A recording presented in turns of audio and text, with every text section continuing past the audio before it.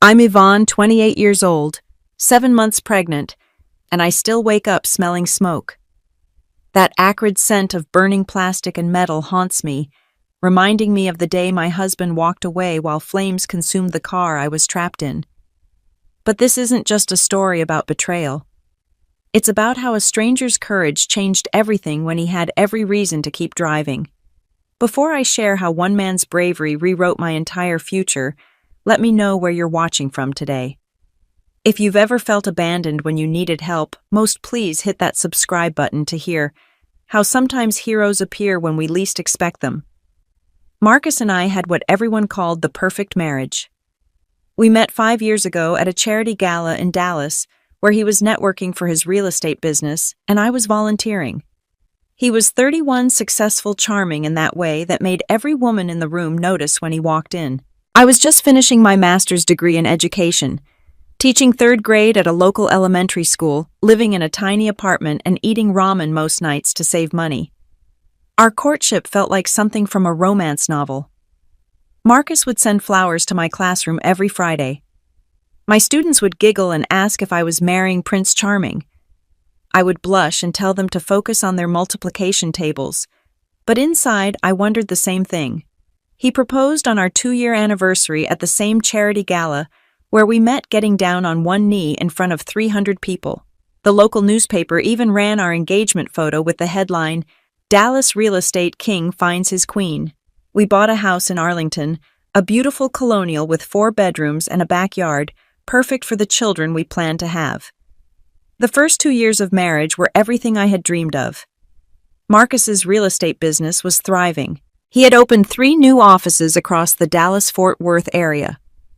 I had been promoted to assistant principal at my school. We traveled to Europe for our anniversaries, hosted dinner parties for his clients, and spent Sunday mornings reading the paper in bed with coffee and croissants from the French bakery down the street. Then came our struggle with fertility. 2 years of trying countless doctor appointments, 3 rounds of failed IUI, and 1 devastating miscarriage at 10 weeks. I remember lying on the bathroom floor after that loss, Marcus holding me while we both cried. He promised we would keep trying, that our family was worth fighting for. The fertility treatments drained our savings, but Marcus never complained. He held my hand through every injection, every negative test, every month of disappointment. When I finally saw those 2 pink lines last December, Marcus spun me around our kitchen until I was dizzy with laughter. He immediately started planning downloading pregnancy apps, reading parenting books, arguing with me about whether to paint the nursery green or yellow. We settled on yellow, sunny and bright, like the future we imagined. He would press his face against my growing belly every night, whispering to our baby about baseball games and bedtime stories, about teaching them to ride a bike and helping with homework. The changes started so gradually, I almost missed them. First, it was longer hours at the office. The commercial real estate market was booming, he explained, and he needed to capitalize on every opportunity. Then came the new cologne, something expensive and unfamiliar, that replaced the woody scent I had bought him every Christmas. His phone, which used to lie carelessly on counters and tables, suddenly required a password. When I asked about it, he laughed and said his business partner had warned him about corporate espionage. The gym membership came next. Marcus had always been fit, but suddenly he was obsessed getting up at 5 in the morning for workouts, critiquing his body in the mirror, asking if I noticed his new muscle definition. He bought new suits, designer ones that cost more than my monthly salary.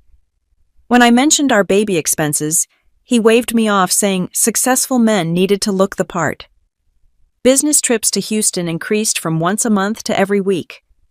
Always 1 or 2 nights, always returning with elaborate explanations about difficult clients and complicated deals.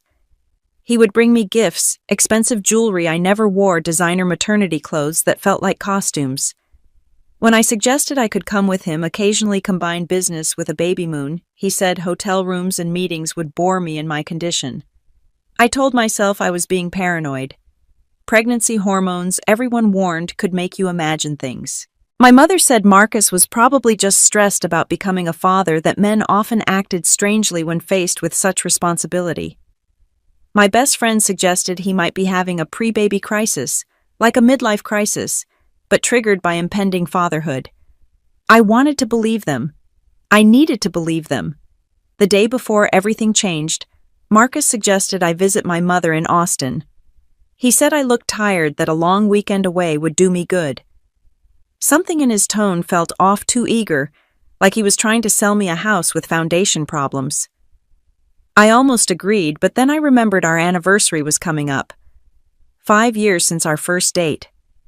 I decided to surprise him with dinner at the steakhouse where we had celebrated that first night. While planning the surprise, I found a receipt in his jacket pocket. Chez Laurent, the most expensive French restaurant in Dallas, dated last Tuesday when he was supposedly in Houston. The bill was for 2 people with champagne and dessert. When I asked him about it casually, he didn't miss a beat. Client dinner, he said. The Houston meeting had been moved to Dallas last minute. The client's wife had joined them, loved French food. His explanation was smooth, practiced, believable if I hadn't noticed the lipstick shade on the champagne glass in the receipt's itemized list. Rose dust. A shade I had never worn. The morning that shattered my world started with a single strand of blonde hair. Long, silky, caught in the passenger seat headrest of Marcus's BMW. I stood in our garage, 7 months pregnant, my back aching, staring at this piece of evidence that confirmed every suspicion I had been suppressing. My hair was dark brown, had always been dark brown. This golden strand mocked me with its mere existence. I was still standing there when Marcus's phone, forgotten on his workbench, buzzed with a text. The preview showed on the screen, Cassandra, work, with 3 heart emojis. Can't wait for tonight, baby. Wear the red tie I bought you. My hands shook as I picked up the phone. I knew his password. He had used the same one for years, our wedding date. But when I tried it, it didn't work. He had changed it without telling me. The rational part of my brain said to confront him immediately. But I was 7 months pregnant, had quit my job at Marcus's insistence to prepare for the baby, had no income of my own anymore. Our joint accounts were all controlled by him. The house was in his name, a business decision for tax purposes, he had explained. If I confronted him and he left, where would I go? How would I support a baby alone? So I did something I never thought myself capable of. I decided to follow him. Marcus had left early for what he claimed was a breakfast meeting with investors. I called an Uber, my car being serviced, and gave the driver the address from the tracking app on Marcus's phone. We still shared locations, a relic from happier times when such transparency meant love, not surveillance. The drive led to an upscale neighborhood in Plano, 40 minutes from our home. New construction, the kind of mini mansions Marcus often sold to young tech executives. I watched him park in front of a white townhouse with black shutters and a red door. He was carrying a bouquet of peonies, my favorite flowers, the ones he used to bring me every Friday. The door opened before he could knock. She was everything I was not. Tall where I was average blonde, where I was brunette, willowy, where I was 7 months pregnant. She looked young, maybe 24 or 25, with the kind of casual perfection that came from having time and money to devote to yourself. She wore a silk robe that probably cost more than my entire maternity wardrobe. Cassandra. The name from the text. I recognized her now. Marcus's new assistant at the real estate firm hired 6 months ago. I had met her at the company Christmas party. She had gushed about how lucky I was, how Marcus talked about me constantly, how she hoped to find a love like ours someday. I had been 6 weeks pregnant then, glowing with my secret feeling, generous and secure. I had told her she would find someone wonderful, that good things came to those who waited. I sat in the Uber for 2 hours, the driver kindly letting the meter run, occasionally asking if I was okay. I wasn't okay. I was having Braxton Hicks contractions, practice contractions, the doctor had said, but these felt different, stronger, triggered by stress. I breathed through them, timing them on my phone, telling myself they would pass. When Marcus finally emerged, Cassandra was with him. She had changed into a white sundress that clung to her flat stomach. They held hands like teenagers. Marcus opening her car door, kissing her forehead before she got in. The gesture was so tender, so familiar, so exactly like what he used to do for me, that I had to bite my hand to keep from screaming. I had the Uber follow them to the Galleria Dallas's premier shopping destination. They walked through Tiffany's, then Cartier, finally stopping at Harry Winston. Through the window, I watched Marcus point to rings, watched Cassandra try them on, watched her throw her arms around his neck in joy. The salesperson was boxing something up, something that required several forms and Marcus's black credit card. An engagement ring. My husband was buying an engagement ring for another woman while I carried his child. The confrontation happened in the parking lot. I couldn't help myself. When they walked out, Cassandra admiring her hand, I stepped out of the Uber despite the driver's concerned protests. Marcus saw me first. His face went through a series of expressions. Surprise, guilt, then something worse. Annoyance. Like I was an inconvenience, a chore he had forgotten to complete. Cassandra's reaction was different. She smiled, actually smiled, and moved closer to Marcus, claiming her territory. Her left hand, I noticed now, bore a diamond easily 4 carats a solitaire that caught the Texas sun and threw rainbows on the concrete. Bigger than mine had ever been. The conversation that followed felt surreal.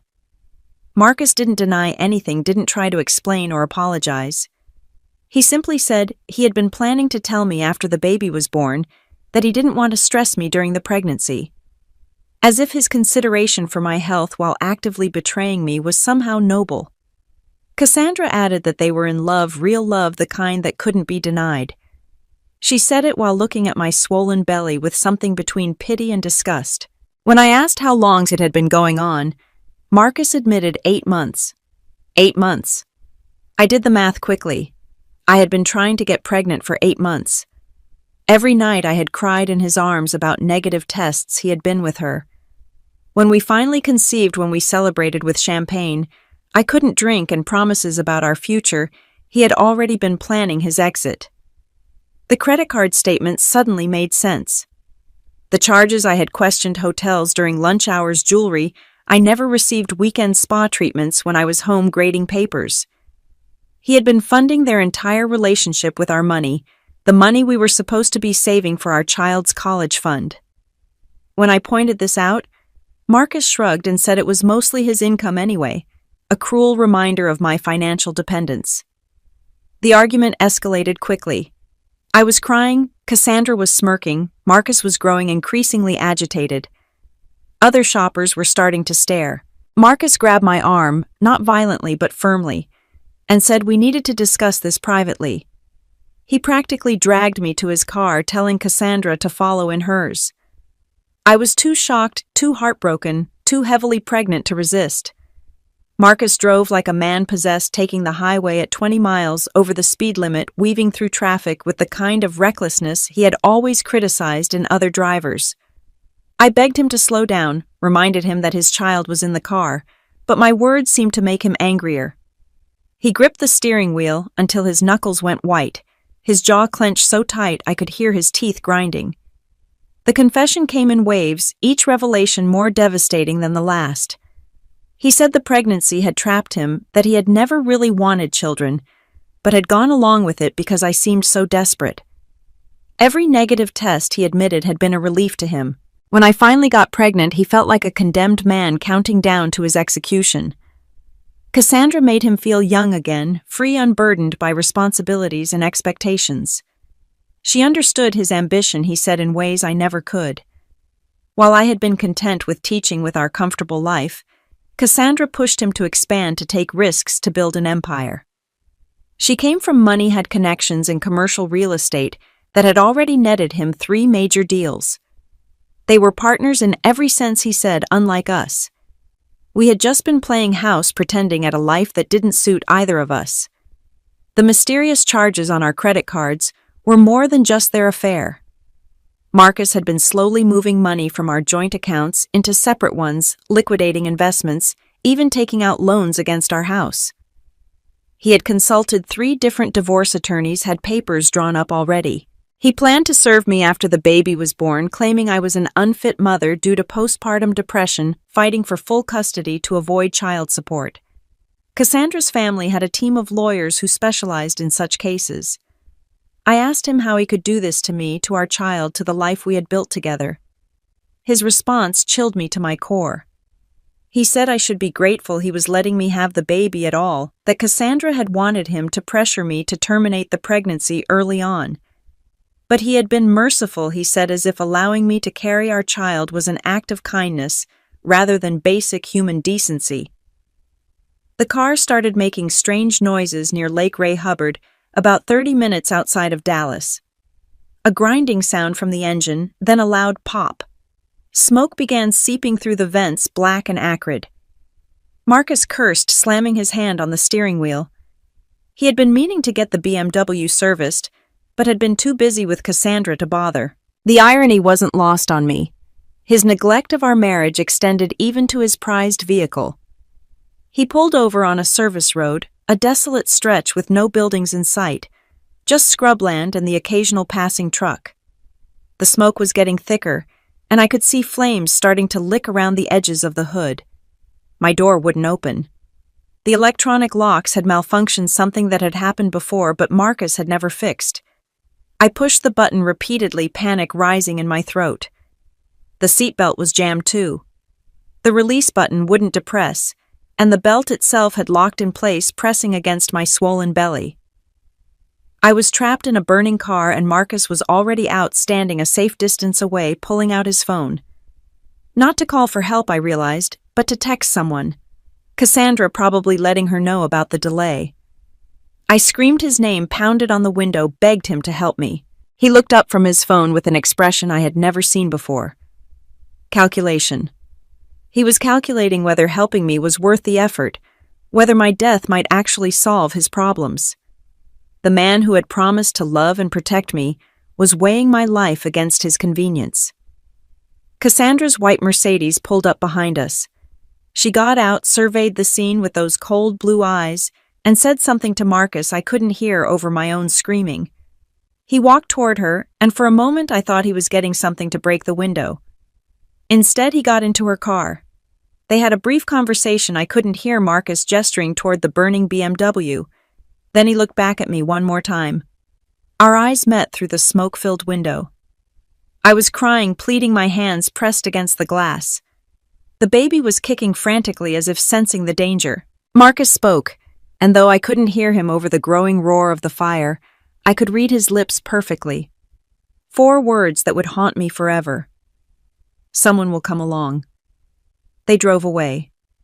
My husband and his mistress left me to burn alive with our unborn child. I watched their taillights disappear around a bend, taking with them any illusion I had ever had about the man I married. The smoke was getting thicker, filling the cabin, making it hard to breathe. The temperature was rising rapidly. Paint was starting to bubble on the hood, and I could feel the heat through the floorboards. I tried everything. Kicking the windows, pulling at the seatbelt until my hands bled, searching for anything to cut myself free. The baby's movements had become less frantic, more sluggish, and I knew we were running out of time. I prayed to every deity I could think of, made bargains with the universe, promised anything if someone would just save my child. My vision was starting to blur, darkness creeping in from the edges. The smoke was so thick I couldn't see the road anymore. I thought about my students, who would never know what happened to their assistant principal. I thought about my mother, who would blame herself for not seeing Marcus's true nature. I thought about my baby, who would never get to see the yellow nursery, never get to hear the bedtime stories Marcus had promised. The sound of screeching brakes cut through my fading consciousness like a lifeline thrown to a drowning woman. A door slammed, followed by heavy footsteps running toward the car. Then a voice, deep and urgent, calling out words that gave me hope when I had none left. "Hold on, I'm coming." Someone had stopped. Someone was coming to help. Through the smoke, I saw a figure approaching. A large man in work clothes carrying what looked like a toolbox. He didn't hesitate at the sight of the flames, didn't pause to consider his own safety. He ran straight to my door, assessed the situation in seconds, and immediately went to work. His face appeared at my window, and I found myself looking into the kindest brown eyes I had ever seen. "Don't worry," he said, his voice calm despite the urgency of the situation. "We're going to get you out." I noticed he said "we," not "I," as if we were a team, as if I wasn't alone anymore. He pulled a hammer from his toolbox and told me to cover my face. The passenger window shattered on the third strike safety glass, cascading like diamonds across the seats. Fresh air rushed in, but so did more smoke. The man reached through his hand, finding mine, squeezing it reassuringly. His hands were calloused, working hands steady and sure. He pulled out a utility knife and began sawing at the seatbelt, talking to me the entire time. His name was Ryan, he said. He was a construction foreman, lived about 20 minutes away. He had been heading home from a job site when he saw the smoke.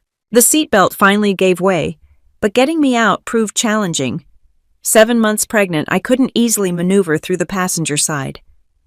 The flames had spread to the interior, the driver's seat beginning to smolder. Ryan didn't hesitate. He reached in with both arms, one around my shoulders, one under my knees, and lifted me as if I weighed nothing. The movement was so gentle, so careful of my condition that I started crying harder. He carried me away from the car, setting me down carefully on a patch of grass 50 feet away, just as the BMW became fully engulfed. The explosion that followed shook the ground, but Ryan had positioned himself between me and the car, shielding me from any debris. I was sobbing, coughing, contractions coming hard and fast now. Ryan immediately called 911, giving our exact location with the precision of someone used to emergency situations. Then he turned his full attention to me. He took off his flannel shirt, folded it under my head, checked my pulse with practiced fingers, asked about the contractions, timing them on his watch. His competence was reassuring, and it was his compassion that undid me. He held my hand through each contraction, coached my breathing, told me stories about his daughter to distract me from the pain. That's when I noticed the little girl in his truck, watching through the back window with wide eyes. She looked about 8 or 9 with her father's brown eyes and a worried expression that seemed too mature for her age. Ryan called to her, telling her everything was okay, asking her to bring the water bottle and the blanket from the truck. She obeyed immediately, running over with the items, her small hand patting my arm gently. "This is Emma Ryan," said, pride evident despite the circumstances. She introduced herself solemnly, then asked if my baby was okay. The innocence of the question, the genuine concern from a child who didn't even know me, made me cry harder. Ryan answered for me, assuring us both that help was coming, that everything would be fine. His certainty was infectious. For the first time since seeing that blonde hair this morning, I believed things might actually be okay. While we waited for the ambulance, Ryan kept me talking. He asked what had happened, and the whole story poured out. Marcus's affair, the engagement ring, being left to die. I watched Ryan's face, carefully expecting judgment or disbelief. Instead, I saw a controlled fury that he kept carefully in check, his jaw tightening with each detail. Emma had walked back to the truck at his gentle suggestion, too young to hear such cruelty. When I finished, Ryan was quiet for a moment. Then he said something that would stay with me forever. "My wife died 2 years ago from cancer," he said. "During her treatment, I learned that the worst kind of pain isn't physical. It's when someone who's supposed to love you chooses to hurt you instead. But I also learned that sometimes the worst things that happen to us clear the path for better things we couldn't have imagined." He told me about his wife, Jennifer, how she had been a nurse, how she had taught him basic first aid and emergency response. She had made him promise to always stop when someone needed help, to be the person she would have been proud of. "Looking at you in that car," he said, "was like Jenny was guiding me, making sure I was in the right place at the right time." The ambulance arrived in a symphony of sirens and lights. The paramedics were efficient professional, loading me onto a stretcher, starting IVs, monitoring the baby's heartbeat. Through it all, Ryan stayed close, answering their questions when I couldn't, making sure they knew about the smoke inhalation, the contractions, the stress of the situation. When they were ready to leave, he asked which hospital, then promised to follow. "You don't have to," I managed to say through the oxygen mask. He looked at me with those kind brown eyes and said simply, "No one should be alone right now. Not you, not your baby. Emma and I will be right behind you." As the ambulance doors closed, I saw him walking quickly to his truck, Emma's hand in his, both of them looking concerned. During the ride to the hospital between contractions and oxygen treatments, I thought about the randomness of kindness. Marcus, who had vowed to love me, had left me to die. Ryan, a complete stranger, had risked his life to save mine. The paramedic monitoring my vitals said I was lucky Ryan had stopped that another few minutes and the smoke inhalation could have caused serious complications for the baby. But it didn't feel like luck. It felt like something more, something destined. As if all the pain and betrayal had been necessary to put me on that exact road at that exact moment when Ryan would be driving by. The thought was probably delusional, born of trauma and oxygen deprivation, but it comforted me nonetheless. If Marcus hadn't been having an affair, if the car hadn't broken down, if they hadn't left me, Ryan would never have found me. The emergency room was controlled chaos. Doctors checking the baby, treating the smoke inhalation, stopping the premature labor with medication. Through it all, I kept looking for Ryan, wondering if he had actually followed. Part of me expected him to have disappeared, his good deed done, back to his normal life. But 2 hours later, when they finally moved me to a regular room, he was there in the waiting area, Emma asleep across 2 chairs with her head in his lap. The next few days blurred together in a haze of medical procedures, police interviews, and life-changing revelations. The doctors had successfully stopped my premature labor, but I would need to remain on modified bed rest for the remainder of my pregnancy. The smoke inhalation had been treated, though they warned me to watch for delayed respiratory symptoms. The baby miraculously showed no signs of distress. Strong heartbeat, good movement, perfect measurements on the ultrasound. My mother arrived from Austin like a hurricane of maternal fury. She had never liked Marcus, had always thought he was too smooth, too calculated in his charm. But she had kept her opinions mostly to herself, wanting me to be happy. Now unleashed from the bonds of politeness, she raged against him with creativity I didn't know she possessed. She called Marcus's parents his business partners, even posted on the company's social media about what their star agent had done. Ryan and Emma visited every day. They would arrive after Emma's school, Ryan still in his work clothes, covered in dust and paint, Emma in her uniform from St. Mary's Elementary. They brought flowers picked from their garden drawings Emma had made during art class, and most importantly, normalcy in a situation that felt anything but normal. Emma would tell me about her day, her teacher, her friends, while Ryan sat quietly, occasionally adding details or gently correcting her when her stories became too embellished. On the 3rd day, Marcus sent divorce papers through his lawyer. No personal note, no inquiry about my health or the baby's, just standard legal documents with sticky notes indicating where to sign. He was offering the minimum child support required by Texas law, no alimony, and wanted shared custody starting when the baby was 6 months old. The audacity of it took my breath away. He had left me to die and now wanted partial custody of the child he had tried to kill. The same day I discovered the true extent of Marcus's betrayal. Our joint checking account had been emptied. The savings account we had built together was down to less than $1,000. The investment portfolio we had been growing for 5 years had been liquidated.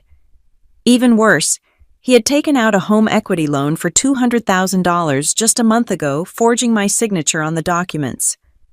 The house I thought was our nest egg was now drowning in debt. Ryan heard about this from my mother, who had broken down crying in the hospital cafeteria. He showed up that evening with his cousin Anthony, who happened to be a family law attorney specializing in contested divorces. Anthony took one look at the police report about the burning car, the evidence of financial fraud, and the forged loan documents, and smiled like a shark scenting blood. Pro bono, he said. Cases like this were why he became a lawyer. The criminal investigation was moving forward too. Traffic cameras had captured Marcus and Cassandra leaving the scene. While abandonment itself was hard to prosecute, reckless endangerment and attempted murder were on the table. The detective assigned to the case, a woman named Patricia Williams, who had 3 kids of her own, seemed personally offended by what Marcus had done. She promised to build an airtight case to make sure he faced consequences for his choices. During those hospital days, I learned more about Ryan's life. He owned a small construction company, R&J Construction, the J standing for Jennifer. He had started it after her death, needing something to focus on besides grief. He specialized in residential renovations, particularly accessibility modifications for elderly and disabled clients. Emma helped with the business. He said proudly she was his official color consultant for paint selections. Emma, I discovered, had been struggling since her mother's death. Her teachers reported she was withdrawn, quiet, preferring books to playing with other children. But something had changed since the day of the rescue. Her teacher had called Ryan, amazed at the transformation. Emma was talking more, engaging with classmates, even volunteered to read aloud in class.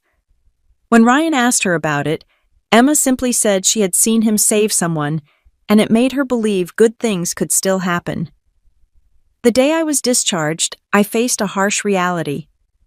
Marcus had terminated the lease on our apartment, claiming I had abandoned it. My belongings were in storage, but I had nowhere to go. My mother's apartment in Austin was a one-bedroom, and I couldn't travel that far anyway on bed rest. A hotel would drain my meager remaining funds in days. I sat on the hospital bed, holding my discharge papers, trying not to panic about being 7 months pregnant and essentially homeless. Ryan appeared in the doorway with Emma, who was holding a handmade sign that said, "Welcome home," in glittery purple letters. Before I could ask what she meant, Ryan explained. They had a guest room, nothing fancy but clean and comfortable. It was on the ground floor, no stairs to navigate. Emma had already put fresh flowers in there, and they had borrowed a recliner from their neighbor for me to rest in. Just temporarily, he insisted, until you get back on your feet. My pride wanted to refuse. I had already taken so much from this man, his heroism, his time, his concern. But Emma's hopeful face, the reality of my situation, and honestly, the thought of not being alone made me nod yes. Emma actually jumped up and down, clapping her hands. Ryan's smile was quieter but no less genuine. He helped me into a wheelchair, Emma carrying my small bag of belongings, and we headed to their truck like some makeshift family. The drive to their house took us through modest neighborhoods, tree-lined streets with children playing in yards. Ryan pointed out landmarks: Emma's school, the park where she played soccer, the library where they went every Saturday. Emma chimed in with important details like which house had the mean dog and where the best Halloween candy could be found. It was so normal, so far from my life of corporate dinners and society events, and yet it felt more real than anything I had experienced in years. Their house was a 2-story craftsman, painted sage green with white trim.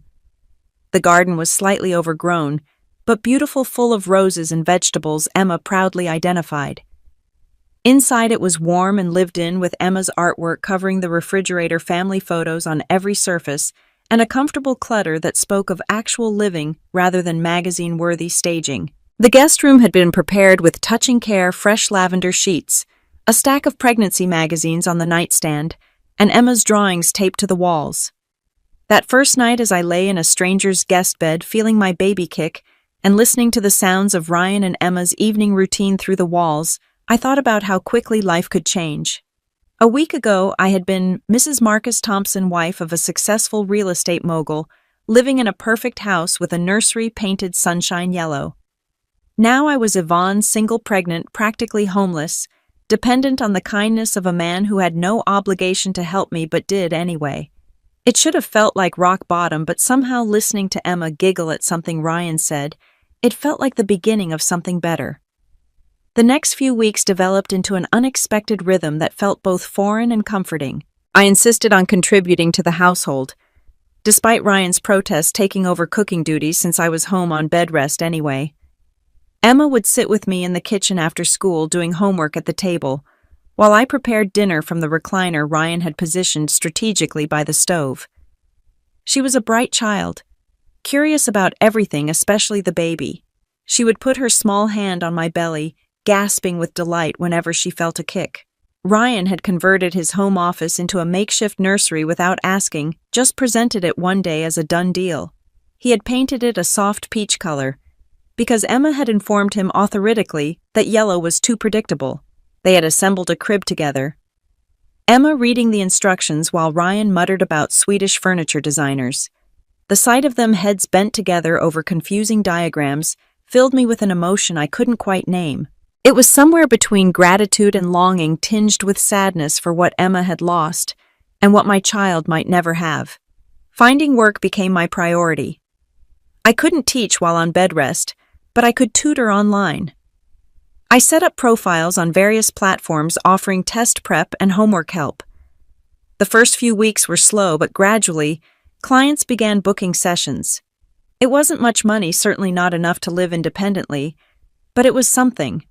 Ryan never mentioned rent or bills, but I started buying groceries, contributing what I could. He would protest and I would ignore him, a dance we performed weekly. Marcus reappeared 3 weeks after the fire, showing up at Ryan's house unannounced with Cassandra in tow. I was alone, Emma at school, Ryan at a job site. The doorbell rang, and through the peephole I saw them standing there like they were arriving for a social visit. Marcus looked different, thinner, with dark circles under his eyes. Cassandra stood slightly behind him, one hand on her still flat stomach.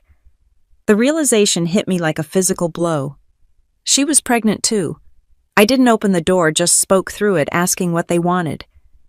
Marcus said we needed to discuss custody arrangements like civilized adults. The irony of him using the word civilized, after leaving me to burn alive, was not lost on me. Cassandra added that they wanted what was best for all the children involved, her hand protective over her belly. All the children. Plural. My baby and theirs, half-siblings who would grow up in very different worlds. The conversation was brief and hostile. Marcus claimed he had parental rights, that abandoning me didn't mean abandoning his child. He threatened court battles, custody fights, painted a picture of years of legal warfare. Cassandra mentioned their engagement party next month, how they wanted everything settled before then, as if my life's destruction was just an inconvenient timeline issue for their wedding planning. I told them to communicate through lawyers and threatened to call the police if they didn't leave. Ryan arrived home 20 minutes later, finding me sobbing on the couch. When I told him about the visit, his face went through several expressions before settling on, determined. He made 2 phone calls, one to Anthony, the lawyer, one to a security company. By that evening, there were cameras installed around the house and a restraining order in progress. When I protested about the expense, Ryan simply said Emma's safety and mine weren't negotiable. That night at dinner, Emma asked if the mean man was my husband. Children, I was learning, heard and understood more than adults gave them credit for. Ryan and I exchanged glances over her head, unsure how to explain adult cruelty to someone still innocent enough to believe in happy endings. Finally, Ryan said, "Sometimes people we think are good turn out not to be, but that's why we have to be extra grateful for the truly good people we find." Emma nodded solemnly, then asked if that made me and the baby, they're good people now. The question hung in the air until Ryan quietly said yes. The security footage from the traffic camera arrived 2 weeks later. Anthony had pulled strings to get it. Watching it felt surreal, like viewing someone else's tragedy. There was Marcus clearly visible looking at the burning car before walking to Cassandra's vehicle. There was the moment of decision captured in high definition when he chose to leave.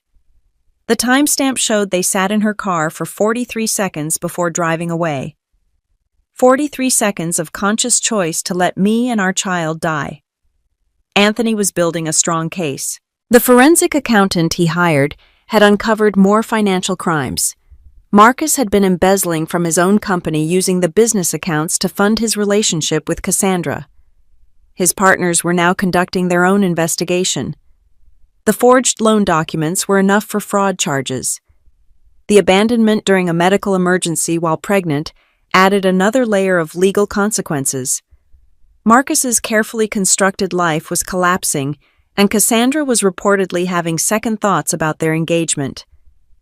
Meanwhile, life in Ryan's house continued with surprising normalcy. We developed routines that felt natural. Ryan would make breakfast before work, always leaving a plate for me in the warmer. Emma and I would have our afternoon homework and cooking sessions. Evenings were spent together watching movies. Emma picked usually animated films that made her laugh, and made Ryan and I exchange amused glances over her head. Weekends included trips to the park where Emma would play, while Ryan and I sat on a bench talking about everything except the elephant in the room, the growing connection between us. The baby shower was Emma's idea. She announced one Saturday that babies needed welcomes, and since my baby was almost here, we needed a party. She had already made a list pink balloons because she was convinced it was a girl, a cake with a stork on it, and presents wrapped in shiny paper. Ryan tried to redirect her, probably thinking it would hurt me to have such a small makeshift celebration compared to what I might have planned before. But Emma's enthusiasm was infectious, and honestly, I wanted my child to know she was wanted celebrated even if the circumstances weren't ideal. The shower ended up being perfect in its simplicity. Ryan's neighbor, Mrs. Chen, made a cake. Emma decorated the living room with handmade banners. Ryan's construction crew showed up with practical gifts, diapers, formula, a car seat that exceeded every safety rating.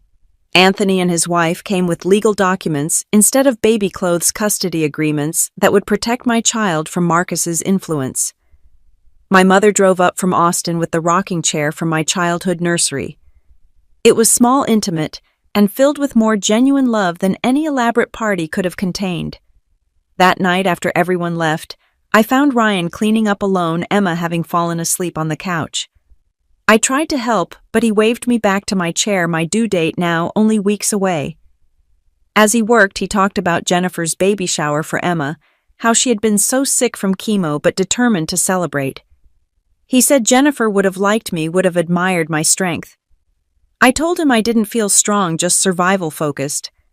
He stopped cleaning, then looked at me directly and said, sometimes they were the same thing.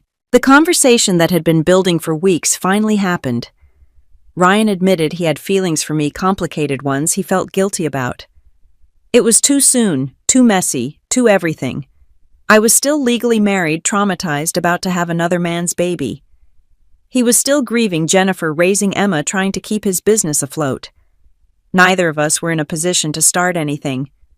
But the feelings were there, undeniable, growing stronger with each shared meal, each quiet evening, each moment of domestic intimacy we pretended was just friendship. I told him I felt the same, that watching him with Emma, seeing his kindness, his integrity, had shown me what real love actually looked like. Not grand gestures and expensive gifts, but showing up every day, choosing to help even when it's hard, building something real together. We agreed to wait, to focus on the immediate challenges, to see what happened after the baby came, after the divorce was final, after life settled into whatever new normal awaited. But that night, he held my hand while we watched Emma sleep, and it felt like a promise. 3 days later, Anthony called with news. Marcus had been arrested on fraud charges. His assets were frozen, his passport confiscated. Cassandra had left him. Apparently her family's lawyers had advised her to distance herself before the scandal destroyed her reputation too. She had also miscarried, a fact I learned from Marcus's mother, who called to blame me for the stress I had caused her son. The irony of being blamed for causing stress after being left to die would have been funny if it weren't so twisted. Labor started that evening 2 weeks early, but still within normal range. It began with back pain I attributed to the stress of the phone calls, then regular contractions I tried to ignore. Ryan noticed, first timing them without my knowledge until he announced we were going to the hospital. Emma stayed with Mrs. Chen, giving me a drawing of our family to take with me. She had drawn 4 figures, Ryan, herself, me, and a tiny baby. Above it, she had written, "Our family," in purple crayon. I tucked it into my bag like a talisman. The drive to the hospital was calmer than I expected. Ryan had practiced the route, knew which entrance to use, had my bag ready. He held my hand at red lights, reminded me to breathe through contractions, told me funny stories about Emma's birth to distract me. At one point between contractions, I asked him why he was doing all this. He squeezed my hand and said, "Because somewhere out there, Jennifer was making sure good people found each other when they needed it most." 16 hours of labor followed. Ryan never left my side, not once. He fed me ice chips, rubbed my back, advocated with nurses when I couldn't speak for myself. When I doubted I could do it, he reminded me I had survived a burning car, I could survive this too. When I cried about doing this alone, he firmly said I wasn't alone. wouldn't ever be alone if he had anything to say about it. When transition hit, and I screamed that I couldn't do it, he looked me in the eyes and said, "Yes, you can, because that baby needs you to." Hope was born at 3:27 in the morning, 6 pounds and 4 ounces of perfect baby girl. The moment they placed her on my chest, everything else faded away. Marcus's betrayal, the fire. The fear, all of it became background noise to the miracle of her existence. She had dark hair like mine, my nose, but her own unique features that belonged to no one but herself. She was mine, entirely mine, unmarked by the cruelty that had preceded her arrival. Ryan was the first person besides medical staff to hold her. I watched this man who had saved us both cradle my daughter with such tenderness that I started crying again. He whispered something to her I couldn't hear, later telling me he had promised to always keep her safe. When Emma arrived later that morning with Mrs. Chen, she approached slowly, almost reverently. Ryan placed Hope in her arms, supporting the baby's weight, and Emma's face transformed with wonder. She looked up at me and announced that she was a big sister now, and big sisters protected their babies forever. 6 months passed in a blur of sleepless nights, first smiles and quiet transformations. Hope thrived in the chaos of our unconventional household, soothed by Emma's off-key lullabies and Ryan's steady presence. I had insisted on finding my own place once Hope was born, but every apartment I could afford was in neighborhoods Ryan deemed unsafe. Every time I brought up moving, Emma would cry, and even Hope seemed fussier when I packed boxes. Eventually, I stopped trying, admitting to myself that I didn't really want to leave anyway. The divorce had been finalized when Hope was 3 months old. Marcus signed away his parental rights in exchange for reduced fraud charges and avoiding attempted murder prosecution. He was serving 18 months in minimum security prison, his real estate license revoked, his reputation destroyed. His parents had attempted contact once, requesting grandparent rights, but Anthony shut that down quickly. Hope would grow up without the Thompson name or influence, and I considered that a gift rather than a loss. My online tutoring business had grown beyond expectations. Word of mouth from satisfied parents had led to more clients than I could handle alone. I hired 2 other teachers, former colleagues, who needed flexible work, and suddenly I was running a small company from Ryan's dining room table. The income wasn't enormous, but it was mine, earned honestly without depending on anyone else's charity or control. Ryan and I had fallen into an easy partnership that danced around the edges of something more. We shared parenting duties for both girls, naturally, unconsciously. He would take Emma to school and drop Hope at daycare on his way to job sites. I would pick them both up, help with homework, start dinner. Weekends were family affairs, parks, museums, Emma's soccer games with Hope in a carrier on Ryan's chest. To outsiders, we looked like a typical family. Inside, we maintained careful boundaries, separate bedrooms, separate finances, separate lives that happened to intersect in every meaningful way. The shift happened gradually, then suddenly. Small moments accumulated, Ryan's hand lingering when he passed me Hope's bottle, catching him watching me sing Hope to sleep, Emma asking when we were going to get married, like her friend Sarah's mom and stepdad. The pretense became harder to maintain than the truth would be to embrace. One evening after the girls were asleep, Ryan kissed me in the kitchen while we did dishes. It was soft, tentative, a question more than a statement. I answered by kissing him back, 6 months of careful distance dissolving in an instant. We took things slowly, mindful of Emma's feelings and our own baggage. Date nights were rare, usually just watching movies after the girls were asleep. Romance looked different when it involved teething babies and third-grade science projects. But it was real in a way my relationship with Marcus had never been. Ryan knew me at my worst, had seen me broken and desperate, and chose me anyway. I had watched him grieve, parent alone, sacrifice for others, and loved him not despite these things, but because of them. The day I ran into Marcus and Cassandra was a Tuesday, ordinary in every way until it wasn't.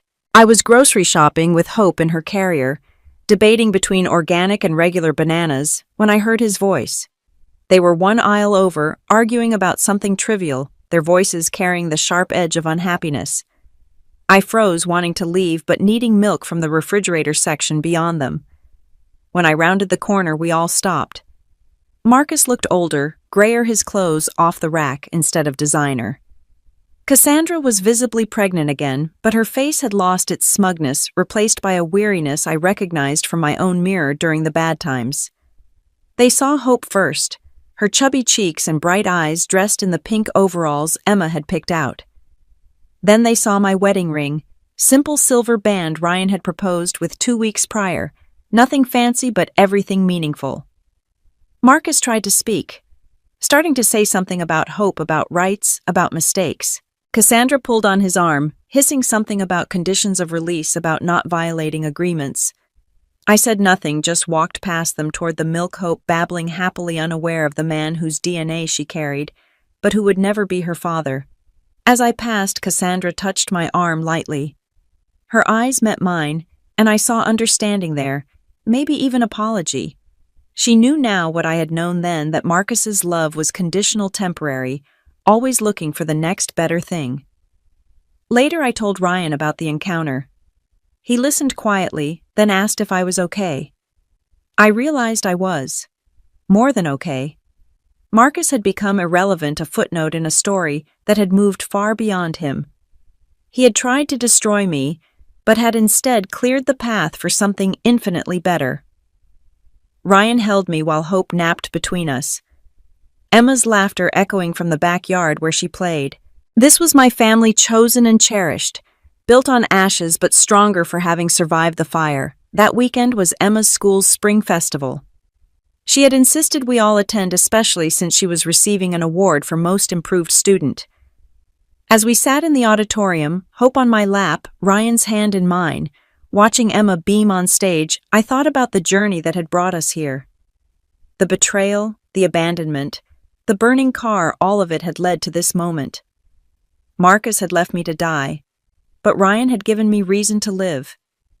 Not just survive, but truly live with purpose and love and hope, quite literally, hope gurgling in my arms. After the ceremony, Emma ran to us, trophy in hand, and asked if we could frame it next to her drawing of our family. The one she had made when Hope was born, with 4 figures under a rainbow. Ryan lifted her onto his shoulders while I pushed Hope's stroller, and we walked toward the parking lot together. Other families streamed around us, normal people living normal lives, never knowing our story, never needing to. We were just another family at a school event, unremarkable in our happiness, and that ordinariness felt like the greatest triumph of all. 1 year after the fire, on the anniversary of what could have been my death but became my rebirth, Ryan surprised me with a small ceremony in our backyard. Not a wedding, we had already done that quietly at the courthouse with Emma and Hope as our witnesses, but something else. A letting go ceremony, he called it. Emma had helped him plan it, stringing lights through the trees, setting up chairs for the small gathering of people who had become our support system. Anthony and his wife were there, Mrs. Chen from next door, Ryan's construction crew, my mother up from Austin, even Detective Williams, who had become a friend through the legal proceedings. Each person held a small piece of paper where they had written something they wanted to release: anger, fear, resentment, whatever haunted them. The idea had been Jennifer's, something she did during her cancer treatment, and Ryan had adapted it for us. I stood in front of this small group of people who had witnessed my lowest moments and helped rebuild my life, holding my own piece of paper. On it I had written Marcus's name, not with hatred, but with finality. I had spent so many months carrying the weight of his betrayal, letting it define my story. But standing there with Hope toddling between Ryan's legs, Emma holding my hand, I realized Marcus had become nothing more than a catalyst. He was the match that lit the fire, but not the phoenix that rose from it. One by one, we placed our papers in a small fire pit Ryan had built. The smoke rose into the Texas twilight, carrying away what no longer served us. Emma had written fear of losing people. Ryan had written guilt over finding happiness after Jennifer. As the papers burned, Hope laughed at the sparks reaching toward the light with chubby fingers, unaware of the symbolism, but responding to the beauty nonetheless. Detective Williams pulled me aside afterward with news. Marcus had been arrested again, this time for attempting to defraud his new employer. Cassandra had left him for good, filing for divorce and sole custody of their son. She had reached out through Anthony, wanting to apologize properly, to explain she had been young and foolish and sorry for her part in everything. I told Williams I didn't need to hear it. Cassandra was living her own consequence, raising a child alone with a man who had shown his true nature. I wouldn't wish that on anyone, but I also didn't need to absolve her to move forward. My tutoring business had expanded into a proper educational center. With a small business loan and Ryan's construction expertise, we had converted an old storefront into bright classrooms. I hired 5 more teachers, created scholarship programs for low-income students, and found purpose in building something that helped others. The morning I hung the sign, Bright Futures Learning Center, Emma announced she wanted to be a teacher like me when she grew up. Ryan said she already was teaching him every day about resilience and hope. The conversation about expanding our family came naturally. Hope was 18 months old. Emma was thriving, and the chaos had settled into manageable rhythm. Ryan worried about replacing Jennifer in Emma's eyes, about loyalty to first loves and second chances. I understood the fear carried my own about trust and vulnerability. But watching Emma teach Hope to tie shoes with infinite patience, seeing Ryan read bedtime stories in different voices to make both girls laugh, I knew our family had room to grow. The positive pregnancy test came on a rainy Thursday morning. I stood in the bathroom where I had once cried over Marcus's betrayal, now crying for entirely different reasons. Ryan's reaction was pure joy, spinning me around the kitchen, while Emma demanded to know what was happening. When we told her, she immediately began planning names, nursery colors, whether Hope would share or get her own room. This pregnancy would be different, celebrated from the start, welcomed by a family that chose each other deliberately. Marcus made one last attempt at contact when Hope turned 2. A letter forwarded through his lawyer requesting a photo, claiming reformed character and paternal rights. Anthony handled it swiftly, reminding Marcus's counsel of signed agreements and criminal convictions. But the letter served a purpose, reminding me how far we had come. The man who had left me to burn was now begging for scraps of connection to a child he had abandoned. Meanwhile, Ryan was teaching Hope to ride a tricycle, attending every pediatrician appointment, planning her birthday party with more enthusiasm than Emma. The spring morning when I gave birth to our son Ryan, and I named him after both our father's men who had shown us what dedication looked like.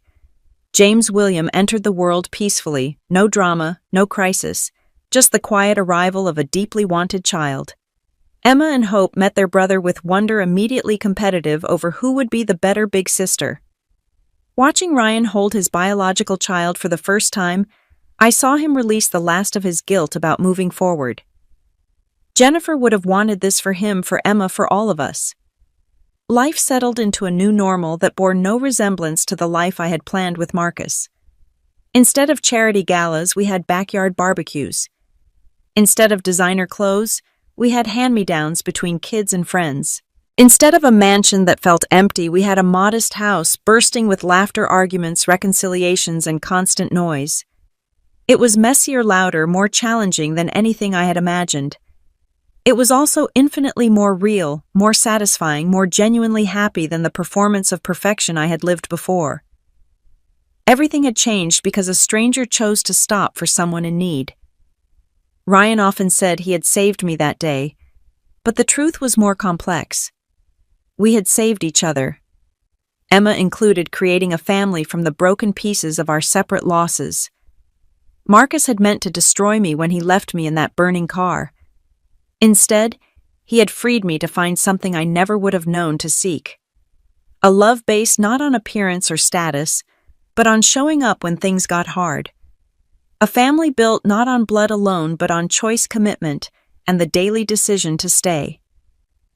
The scar on my hand from fighting the seatbelt had faded but never fully disappeared. I was glad. It reminded me that survival leaves marks, that transformation isn't pretty. That sometimes the worst thing that happens becomes the door to the best thing. When Hope asked about it one day, I told her it was my reminder that good people exist, that help comes when we need it most, that even fires can lead to better gardens. She accepted this with 3-year-old wisdom, kissed my scar, and ran off to play with Emma and James. Ryan found me crying in the kitchen that evening, overwhelmed by the fullness of a life I had never planned. He held me understanding without explanation that sometimes gratitude feels too large for a body to contain. We stood there in our cluttered kitchen, listening to our children play, existing in a moment of perfect imperfection. The teenage girl I had been would never have chosen this path. The woman Marcus had left to die wouldn't have believed it possible. But the person I had become, forged in fire and rebuilt with love, knew this was exactly where I belonged. What would you do if the worst betrayal of your life turned out to be the greatest gift? If someone you loved left you to die, would you have the strength to rebuild? And if a stranger offered you a second chance at life, would you be brave enough to take it? Let me know in the comments below. If this story touched your heart, please share it with someone who needs to hear that endings can be beginnings. Don't forget to subscribe for more stories of survival and transformation, and hit that like button if you believe in the power of unexpected angels. Thank you for listening to my journey, and remember, sometimes the hardest roads lead